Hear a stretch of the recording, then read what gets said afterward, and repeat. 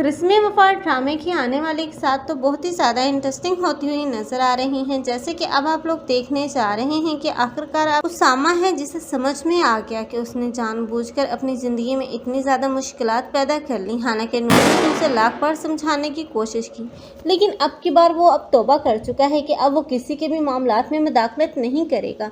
लेकिन अब जब वो देखेगा कि अब इरम और उसकी माँ कितनी ज़्यादा मुश्किल में है, तो वो रह नहीं पाएगा, क्योंकि वो एक मर्तबा फिर से अब उनकी मदद के लिए पहुंच जाएगा। हालांकि नूर और उसकी माँ ने लाख मना किया, लेकिन अब इरम है जिसका रिश्ता कहीं नहीं हो रहा, क्योंकि वलीद से रिश्ते के इनकार के बाद अब इरम जिस पर उस शख्स की बुरी नज़र तो पड़ ही चुकी है, इसलिए वो इरम का पीछा नहीं छोड़ेगा।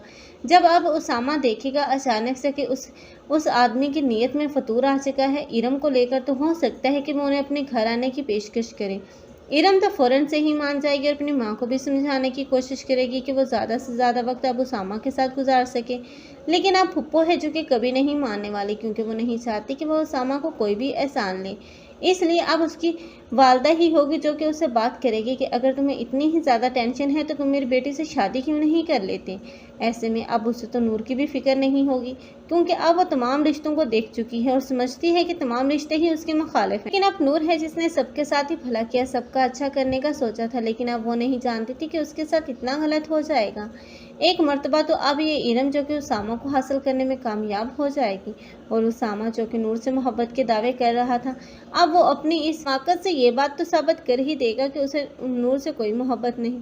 लेकिन नूर जो कि अब उसामा को बहुत बड़ी खुशखबरी देने जा रही है। उसामा एक तरफ से तो बहुत ही ज़्यादा खुश होगा, लेकिन दूसरी ही तरफ इरम को लेकर बहुत ही ज़्यादा टेंस नज़र आएगा। ना तो वो इरम को छोड़ सकेगा और ना ही अब नूर को।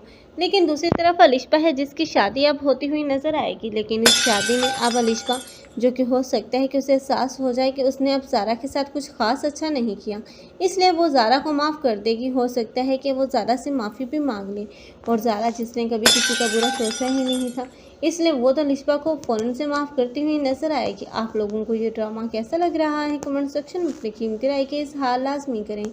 मज़ीद ऐसे रिव्यूज़ के लिए हमारे चैनल को लाजमी सब्सक्राइब करें। अगर आप लोगों को हमारी वीडियो अच्छी लगी हो तो वीडियो को लाइक करना मत भूलिएगा। अल्लाह हाफ़िज़।